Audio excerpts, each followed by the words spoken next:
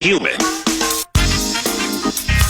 Ever miss your chance to know what the latest sports news is in town, chances to win tickets, or just knowing what's going on with your favorite KFAN shows? You can follow KFAN 1003 on all of our social channels like Instagram, TikTok, and X. You can stay connected and follow the sports leader, KFAN.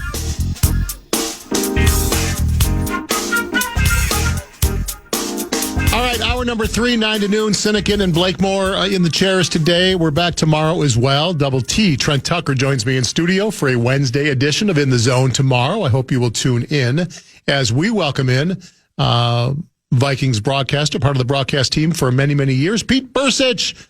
Pete, glad to hear you're alive and well, first and foremost. You're still on this earth. What the heck, man? Yeah, I don't know. Bizarre. I mean, whatever. I mean, I don't know if it's a bot or whatever it was, but it was... You were pronounced dead on social media. Yeah, it was...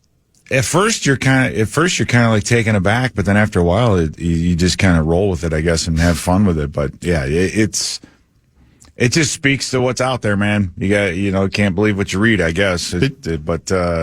It was nice to see somebody. It was nice to get some text. People. That was my next question. Are you still alive? It said, yeah, I'm still here. I don't think I've ever texted somebody who I thought was deceased, but you never know. It is what it is. If ever it called for a time to answer your text promptly, it feels like this was a time to not leave anybody hanging. It was, and then the other part is when you reply, some of them were disappointed. These are the ones that know you well. Like, clearly, really? Right? Okay. Look, before we dive into the NFL, I was really curious when I found out yesterday that you had time for me, which I really appreciate today. For a guy who played his college ball in the state of Indiana, now talking to a guy who was a student at Indiana University, who has been reveling in the national championship for my Hoosiers for a week. When you were there, late 90s, right? Early 90s. Early 90s. Yeah, we actually played Indiana. I was going to say, they probably were on your schedule in September a couple times, right? I mean, could you ever imagine that program would be the first 16-0 team we've seen in college football? No. No one saw that coming, right? No. But I guess that's the dilemma of the whole thing, because I'm one of those guys with the NIL. I mean, I'm glad to see the players get the money instead of the NCAA, which is, I'm fine with that. It's just kind of how it's so Wild West and it's so crazy. We're all part of that. It's taken away from the game. But then Indiana goes out and does this. And what could be better for college football than to give almost any D1 team hope?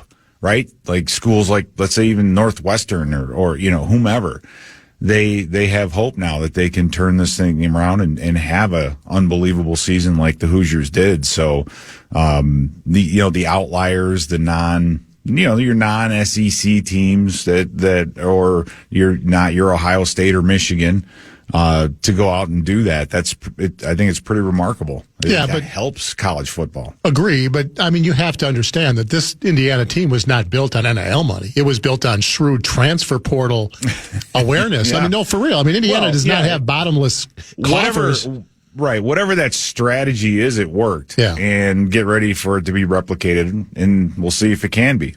Yeah, I think maybe there is hope for college football in that regard. I think it comes down to having a really good talent evaluator to identify the guys that are available in the portal that will fit your system and culture. And yeah, the money is big too, but nobody was clamoring. College is going to end up having to have a pro personnel team. Yes, like a pro personnel division. At least in the NFL, you know who's going to be a free agent, and in college, you're literally going to have to scout the entire NCAA. And then the other part of it is a lot of these guys in the portal, it used to be most of them, but now it's going to be just some of them or, part of them, don't even see the field. So you're going to have, think about it. You're going to have to sit there and look and go, all right, what team in the SEC has an unbelievably stacked offensive line, right? 5 seniors or whatever starting. And, so whoever's not starting on that team is probably going to be better than, this other college B that has, a bunch of freshmen out there. So they're going to have to invest a lot of money in that regard to play that game because it's changing. When you watch the championship game, two very good teams. What was your impression of just the? Well, we know that Miami was built with a bunch of 5-star guys, and they've got at least 2 guys that are going the top 7 or 8 in the draft on both sides of their line. What struck you as you watched that game and saw Indiana ultimately pull it out, but obviously came down to the final moments? What were you left with after watching that game? Dave, you're assuming I watched the game. Of course you watched the game. Come on. I did not watch Did you really not watch the game? I did not. Dude, it was the biggest game in the history of college football. What are you doing? It's Indiana. No, I'm kidding. I did not get a chance to watch that game. You're a busy guy. Monday nights are busy nights for you. I was happy to see Miami getting there too. Yeah. Right. I did see Miami play Texas A&M, and their field goal kicker had a rough day. Yes. But Miami was a lot more physical than people I think gave them credit for.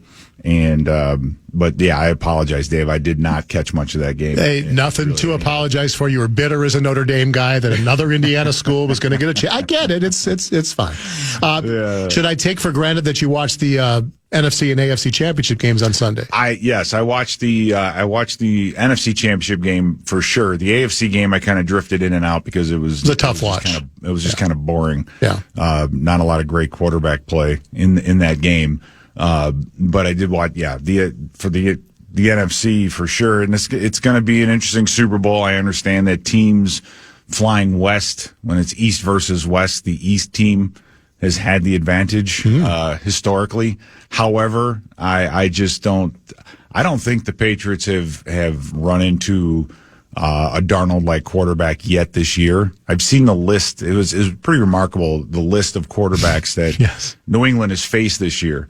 And I don't know if they've faced anyone not saying that Darnold's a Hall of Fame type quarterback, but he's good, and he's a good deep ball thrower. He's got a lot of good deep accuracy, especially when you pair him with an Njigba with some speed. I think they're if they can't get to him and get him on the ground, they might have a long day.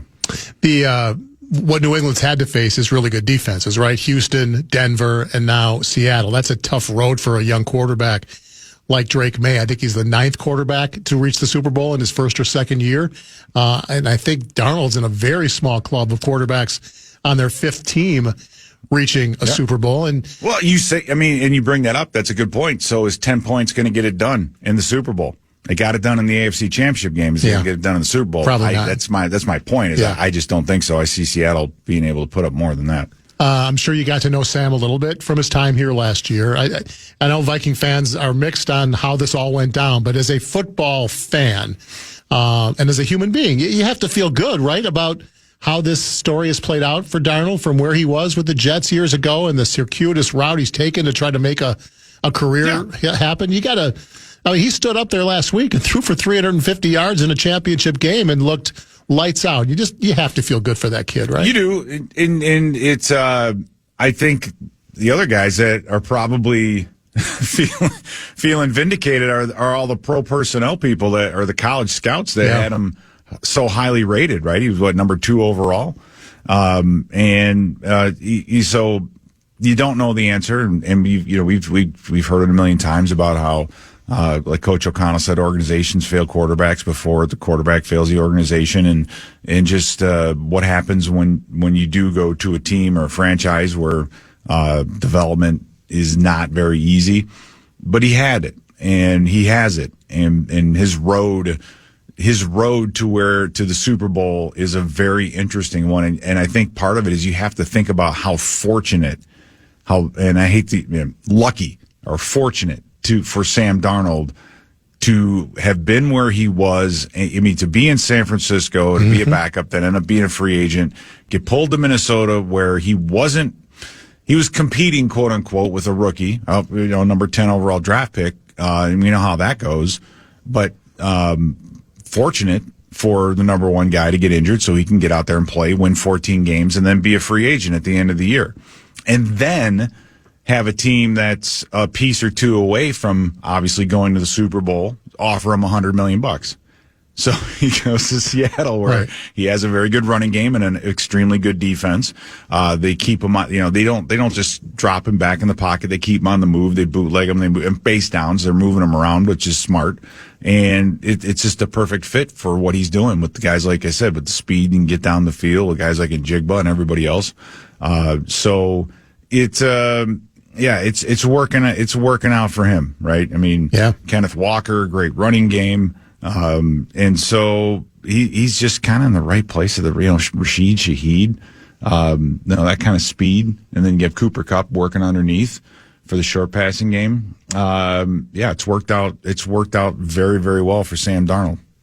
100%. And so you've got two organizations that back in August, we're not probably dreaming. Well, everybody dreams about a Super Bowl, but they got a 4-win operation out of New England last year. Seattle, everybody was talking about Rams, and the Niners are likely to bounce back with a 4th-place schedule. Nobody was talking about Seattle. No. I think I love it for the NFL. Dave, let me say this. Anybody who went to combined practices and saw New England when they were here, yeah, I don't think anybody walked away from those practices going, "That's a Super Bowl team." Right. You know right. what I mean? Right. So it says a lot to state of mind that we all must remember. No matter how you look in August or even into September, things change, right? They have a young quarterback. That's a big variable. But at the same time, nobody walked away from those practices going, man, that's a Super Bowl caliber team. But they ended up doing it. Well, that's kind of where I was going. Like we talk about Indiana, their success is going to cause other school presidents and athletic directors to say, we got to do. If Indiana can turn it around, why can't we? And the same thing in the NFL. If the Patriots and Seahawks can become Super Bowl teams a year after what they were, and Seattle was okay last year, but again, new quarterback, they were sort of felt like they were starting over. Does it ramp up pressure on every organization? You look at the Bears turn around from worst to first.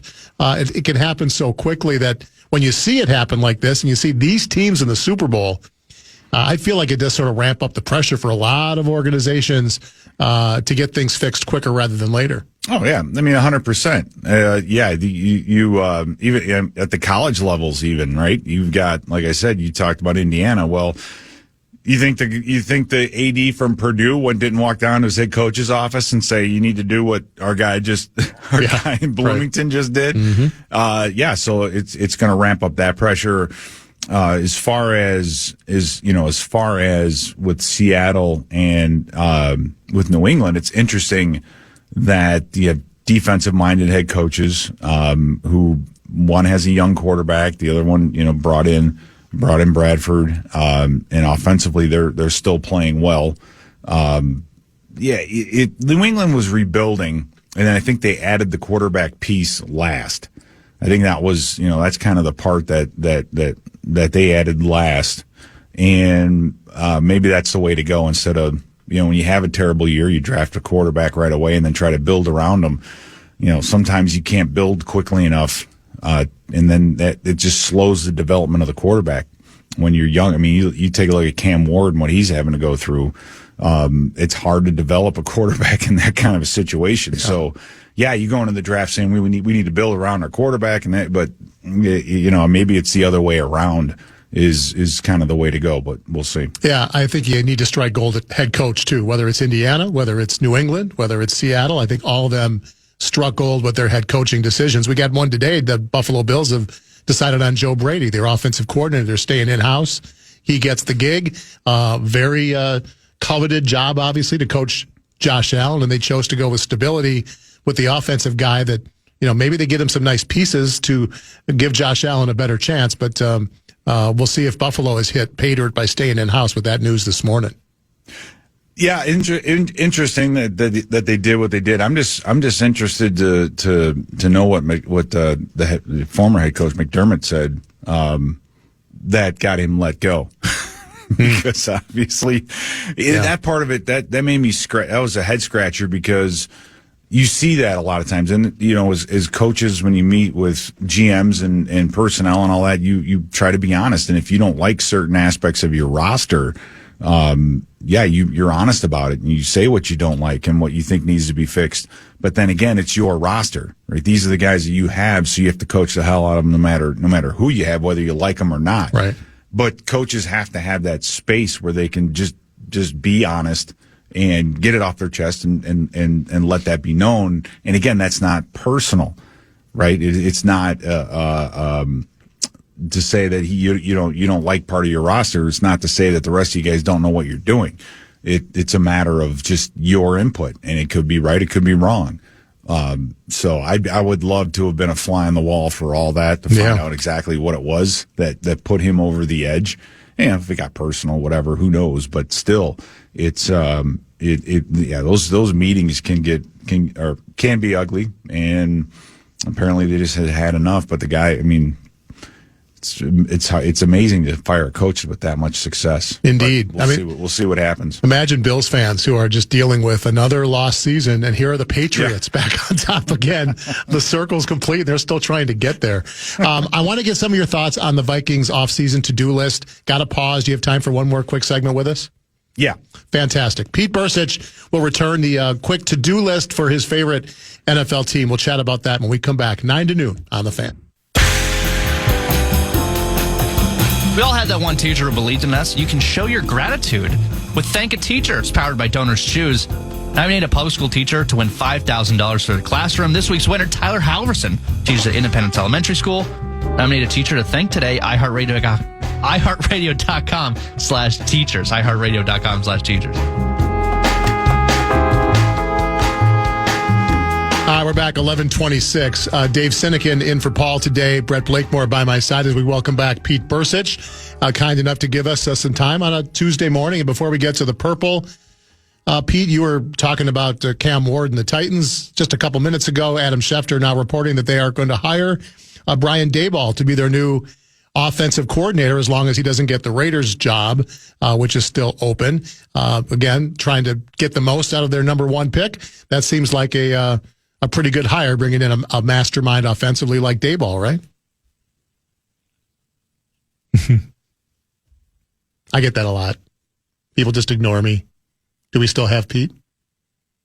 We do, but he's talking to someone in the Viking studio. Is distracting him now. Yeah, I suppose that'll happen. Do we have Commons elevator music handy to... He probably figured, well, the 8-9 minute breaks we hear at iHeart, I got time. I don't need to thank Who am I not to steal Commons bits? Everybody else steals Commons bits. Why can I not steal Commons bits? Let me call him real quick. All right, you do that. I'll remind you that we'll be here till noon. Common Man Dan Cole, top of the hour. We'll be here tomorrow as well. Double T, Trent Tucker will join me in studio 9 to noon tomorrow for a 3-hour midweek edition of In the Zone on a Wednesday. So a lot of basketball conversation tomorrow from Double T and us, but we'll obviously dive into plenty of other stuff as well. Catch up on his boys' hockey exploits. Talk plenty of NFL as usual as the news just keeps dropping. We mentioned earlier that the Packers quarterback coach Sean Mannion, who just 2 years ago was a backup quarterback for the Vikings, is interviewing today in Philadelphia for the offensive coordinator job. Pete, you got out of the gig too early, man. You could have been a head coach years ago if you the way things are going, these quick hires. Does that surprise you that Mannion's climbing the coaching ranks that quickly? I don't know. I think it's nowadays it's I think it's so much about like you talk to coaches now and how back in the day it used to be you tell them what you're going to tell them, and then tell them what you told them, and then they do what you ask, and you didn't have to explain yourself. Whereas now, I think, guys always want to know why, and it's a different delivery. It's, this is like parenting, right? Back in the day, it was because I said so. Right. It's all you need to know. It's not that way anymore. Yeah. But you listen. I'm watching the bit on the NFC East, and they follow all the teams and all that week in, week out. And it's amazing how just similar all the messages are, the meeting rooms are, who's delivering them. You look at the Giants and they're rolling through head coaches, and it's like the next guy comes up and he sounds just like the guy before him. So that part of it's kind of fascinating and how much it's changed. But what it comes down to really is game management, being able to be a coordinator and still being able to call games. That's a tough thing. You have so much in the way of research and data now that you have to be able to manage all of that. And how much do you integrate just pure data into your game plan, or do you go by gut feel? So ultimately, I still think it comes down to who it is, and that this is not something that you can learn from spreadsheets and data, and you still have to be able to motivate and resonate with the guys around you, which, because of college and how that's changed, I think that the challenge of bringing a team together is a little more daunting than it used to be, right? There's so many so many different people in the players' ears and telling them this and telling them that, and agents and what used to be just an agent back in the day. Now it's unbelievable. A team. So yeah, they all have a team, so to speak, or they could have. But if you're good, if you're promising, you are in this day and age going to move up the ranks pretty quickly. And, the pay scale has obviously changed, just like with the players. No question about that. It seems unusual to me, though, that a team like Philly, a year removed from a Super Bowl and going to be a contender every year with that core, would look to an unproven, guy that's been coaching 2 years when, for example, I just mentioned Brian Daboll just got the Titans OC job, as long as he doesn't get the Raiders head coaching job. That's a team that's far away from Super Bowl contention, you would think, but now they're going to entrust Daboll to mold their number one pick, Cam Ward. It feels like Philly might go with a more proven entity to call plays for Jalen Hurts and company than a Sean Mannion, who's been maybe credited for helping Malik Willis become who he is, but beyond that, doesn't have a lot of chops as a coach in this league. Right. And does he have the support around him? Does he have a good running game coordinator? Does he have certain aspects of that offensive game plan that he can kind of hand off in that regard and just focus on other elements? And so it's not, if you have the right people around him, I think a younger coordinator like that can have success. And, Philadelphia, that offensive line and that running game has been a stalwart for many, many years. And that's going to help. But it just, who resonates with the quarterback? Jalen Hurts is a talent and just inconsistent. Now, whether that's him, whether that's the people around him, we shall see. But that's the problem. You pay a guy like that and invest that much in him, then you're kind of handcuffed to him. And you got to find someone that can resonate with that one particular player. So we'll see how that turns out for him. I know you got to know Jonathan Gannon from his days on Mike Zimmer's staff here. I don't know, maybe it even goes, before that, but the Packers hired him to replace Jeff Hafley as their defensive coordinator. I'm mixed. Yeah, he's dead to me now. You know that, right? Yeah, of course he is. That goes without saying. I'm, like Packer Nation, kind of meh. I know he did very well in Philadelphia. He kind of gave me the cringe factor, some of the videos we saw as a head coach in Arizona. But just put my mind at ease. I know he's dead to you, but what kind of coach is Green Bay getting on that side of the ball? He's solid. He's a good coach. What exactly he's going to do, it'll be interesting to see. Defensively, what was so interesting with you guys is just what you did with your defensive front, right? Mm-hmm. And how with Micah Parsons, when you brought him in, you would sneak, you would sneak in a 5-man front. And now when you, with Parsons being in there, you went really back to a 4-man type of a front. So his ability to manage that talent and how he's going to work around that. And then on the coverage side of it, I'd be willing to bet you're going to see some revamping in the defensive backfield, especially at the cornerback position. Let's hope so. One of the problems was obviously for you guys staying healthy. But Carrington Valentine, I mean, he ended up ultimately costing you guys in the playoffs, just taking his eyes off where he's supposed to be. Yep. But, Keyshawn Nixon and those guys, it's that's the part I think that he's going to help the most, is just with that defensive backfield and figuring out what they're going to do there. So you're going to, I think, draft-wise and this offseason, you might see some revamping at that position there. Let's hope so. Most of the candidates they talked to were defensive back coaches, so that's kind of the direction they were looking to go in, that's for sure. Yeah. And then the other thing, too, is just, Quay Walker, Isaiah McDuffie's a good linebacker, but guys like Quay Walker and Adrian Cooper, getting as much coverage skill out of them as you can underneath wise. I remember, I know 2 years ago, Tampa Bay taking advantage of guys underneath. Quay Walker is very good against the run, a very, very good blitzer, but does not. He's a liability in coverage, especially when you want to play zone. So finding someone that can help take that group. The front seven, so good. Very, very good. Very physical, can get after the quarterback, play the run. It's the safety support in the running game, and then obviously I think the coverage end of it is and not just the corner, but the linebacker positions as well.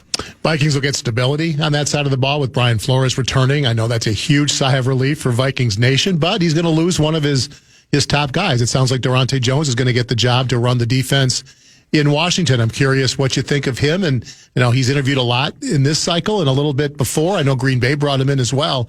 How do you feel about him finally getting his chance? Not finally, he's still young. Oh, yeah. But getting his chance to run the defense in Washington. It'll be very interesting to see how much of it that he adopts. The defense that Flores is putting together is unique. Right. There's really nothing else quite like it. And not just from a schematic standpoint, but just the amount of pressure and the pressure rate that Flores wants to maintain. And it's around 40%, right? He's going to blitz as much as he has to maintain that level of pressure on the quarterback. And especially if you're facing a younger quarterback, that's what he wants to do. So it'll be interesting to see if Durante takes that mentality down there and is going to still be that aggressive enough to run a zero type blitz look, and on the opponent's 20-yard line, right? Those kinds of things, just that flavor of it, because toward the end of the season, Flores got aggressive again. We started out just trying to play a little bit more base. I mean, you look at last year, our defense faced more passing attempts than any in the league.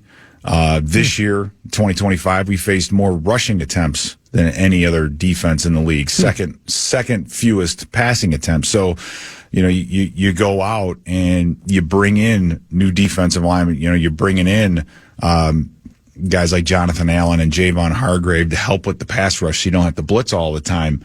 And next thing you know, no one's throwing the football. Everybody's running the ball. And I think through the aggressiveness they needed to stop the run, they started just walking guys up to the line of scrimmage and sending corners on running formations and things like that. There's a flexibility there that with Flores and the changes that we've seen over the last 3 seasons. And it's not like season to season. This is it's not the same defense at the end of 2025 as it was in the beginning. Right. So that's the question is he going to be able to bring that to Washington and have that thick of a playbook in his head to be able to implement all the different things that we've done here? But we'll see. I wish him the best, and he's a good coach. We mentioned this earlier. This will be the first year in a long time that Minnesota will likely be projected to finish 4th in the NFC North in 2026. It doesn't mean they're going to. It just means that's what they'll likely be predicted in light of the... you already know what this is going to be. We don't even know the draft. We don't know. It's going to be Bears, then Packers, then Detroit, then us. That's just... And even though Detroit finished behind us... Yep. You know how that goes. Sure, so, for sure. We'll be fourth. There's nothing wrong with that. Look what the Bears did with that this year, right? So, right. What is the biggest need for you right now for this team? We know that they're going to likely bring in some quarterback competition. I'd love to know your thoughts on the level of competition you think they might try to bring in. But where does this roster need the most attention? Consistency at quarterback. I mean, we still don't know what you have in J.J. McCarthy, even though you're 2 years into his contract. He started 10 games, didn't finish them all. And you're going to need someone as a backup. And this is, hopefully somebody who you can get soon at free agency and have them here throughout the summer, all through training camp instead of finding somebody after cut day and bringing them in on a short schedule, because we've seen glimpses of McCarthy and how good he can be. We've also seen the opposite. And one thing for sure is he just hasn't been able to stay healthy. 10 games out of 35, right? So you can't risk him missing a game or two or a few weeks early in the season and having it just torpedo everything. So your backup has to be has to be someone like a Darnold. And, can you find another one? Well, good luck, because you're going to have to. And have some stability at that position. The offensive line was just a mess as far as different bodies each week. Some of that, and a lot of that's due to injury. It's all due to injury. We know who the 5 were going to be. But Darisaw, get him healthy, make sure he's okay, figure out the position at center. And if you have stability now with that offensive line and with the quarterback, then you can finally, I think, reap some of the benefits of your $40 million a year investment in your wide receiver. And, that's one thing for sure. That's an issue, right? With where the money is being spent and where the offensive productivity is going. There's, you're paying a guy that much money and he's not getting the football that much or enough. And so, fix that. Well, that's why that's the first thing to fix. And that's why I find it interesting that you said they need to bring in a backup quarterback. Some texters are already saying they need a starting quarterback. So, right, I guess. Well, I'm saying you're not. You had you're not going to be able to pay a free agent starter coming in here. You had that opportunity to do that with Darnold, right? You could have done that with Darnold after last year. But you still didn't know what you had in JJ. Well, a year later, you still really kind of don't know what you have in JJ. It's still a big question mark. But are you willing to stomach that and pay that much money for a guy who might be riding the pine? No, you're not. You're not going to be in that market. So, how much are you going to pay to bring in somebody? You're gonna have to open up the pocketbook, because you get to bring in someone who's a viable option. No question about that. So it's a tough spot. Do you have a name in your head? Like, would you want to see a Kirk Cousins reunion? Would you want to roll the dice on, Mariota or Garoppolo or Lance or any? I mean, that's not going to get anybody too excited, right? No, I don't think so. I mean, a guy like Malik Willis just intrigues me. Yeah. But you got to pay him a little bit, don't you? He's gonna have money. You're gonna have to pay him a little bit, and that's the other problem. If there's a different team that says, you're gonna be our day one starter, that's going to be where he's going to go. Now, the question is there somebody out there who's willing to do that, or is there a place where he feels he's going to have more competition or a better chance at competition, just like Daniel Jones a year later? Right. Exactly right. Yeah, it was a smart move by him. So. That's kind of where you are. That's why you're happy that Kevin O'Connell is your head coach, because if there's a guy that can identify that kind of talent, hopefully it's him. He found Darnold. So, Carson Wentz did well when he was in here. He just got too beat up. Yep. And we're not even getting into the turnovers and the penalties and those things that plagued us early in the season, this year. But, we got to get the bodies in the locker room first, so there's a lot to be fixed. And that's why Flores is so important, because it seems, we haven't really brought in or paid any, high dollar or made big trades for defensive linemen like other teams that we know, and we still, you still have a top 5 defensive group with Flores in there. It's just his style and his ability to identify talent. And, I'm afraid this offseason, a lot of that money and attention is going to have to go to the offense. Yeah, so it would seem so. It'll be a very interesting offseason. Great catching up with you. If you got a few hours to kill, Pete, on a Tuesday, you might want to jump on YouTube and watch the national championship college football games. Pretty good watch. Is it? I'd recommend it. Yeah. Don't tell me how it ends. I promise I wouldn't give that. No, I don't want to give that away. Sorry, I'll watch another Rush documentary instead. My least favorite rock band of all time. It's just fitting. It's of course fitting. it is. Yeah, of course it's your least favorite. It makes sense. That's of course. sacrilege. Oh, come on. That guy's voice is like chalkboard, nails on a chalkboard. I can't deal with it. You're the best. Listen to the drums, man. Just listen to the drums. I need more than drums. I'm sorry. I'm weak that way. Appreciate the time. Great catching up with you. See you later, Dave. Glad you're alive, Pete. See you later. Me too. Pete Bercich, part of our broadcast team, of course, on the fan cover in the purple. Really, you're a Rush guy too? Yeah, I'm not a classic rock guy, but if I had to, it's Rush and Simon Close. Wow. Yeah, Limelight, that's a banger. Fly By Night comes on. I can't hit the button fast enough. Spirit of the Radio. It's all about what we do. All-time least favorite band. That causes me to lose listeners. I'll plant my flag with Petty and Springsteen and Floyd and The Who. I'm more, I don't know. Melody matters to me. So does singing voice. At any rate, we're late for our final pause. We'll do that now. Wrap things up 9 to noon after this.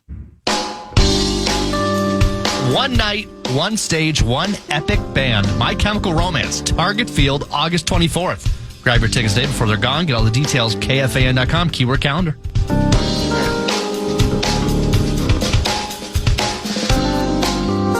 We're wrapping things up 9 to noon on the Fan. I'll be back tomorrow for a little In the Zone with Double T. Trent Tucker. Hope you can join 9 to noon tomorrow. Top of the hour, Gophers Basketball Weekly. And then the Common Man Dan Cole at 1 o'clock today. Gophers will be in Madison tomorrow to take on Greg Gard's Badgers, which will be obviously a very difficult road test. As I mentioned earlier, I can't wait to watch Nebraska-Michigan tonight. I will be tuned in. I'm a Big Ten basketball fan. The 5th-ranked 20-0 Freddie Hoiberg-led Cornhuskers going into Ann Arbor to take on the 3rd-ranked Michigan Wolverines. You would think, well, that's a barn burner. That spread's got to be 2, 3, 4 points. That's going to be a great game. Michigan's favored by 10.5 points. The disrespect for Freddie's boys, I don't see that at all. I think Nebraska can hang with Michigan tonight. Michigan lost to Wisconsin at home, played with their food against Penn State. I think people are thinking back to that juggernaut in November and December. I'm curious to see what Nebraska does, and they've already had a tough test. They've gone to Illinois and won. I mean, they can hang with Michigan. 10.5 points? Wow. Disrespectful. Now, the following game tonight on Peacock, Indiana-Purdue at Indiana. I'd make Purdue at least. I don't even know what the line is. I'm afraid to look. That should at least be 10.5 for Purdue, I would think. But some good Big Ten basketball tonight, and then Gophers tomorrow. The NFL news of the day, the Buffalo Bills have their man. They have signed Joe Brady, their offensive coordinator, to a 5-year deal to be the next head coach. So some stability for Josh Allen and the Buffalo offense, and they just need to find some weapons. It's kind of like the Brady era was always like he doesn't have any Pro Bowl receivers until they got Moss, right? It was always just find the cheap guys. And that's what Buffalo's done, right? It feels like if I were a Bills fan, like if you don't invest in the skill position for Josh Allen, who is in his prime right now, what are we doing? So we know all about that. Yeah, we do. Yeah. I think as Bercich was talking about Sean McDermott saying the wrong things, I'm sure a lot of what he said was, look who he's throwing to. I mean, we don't have.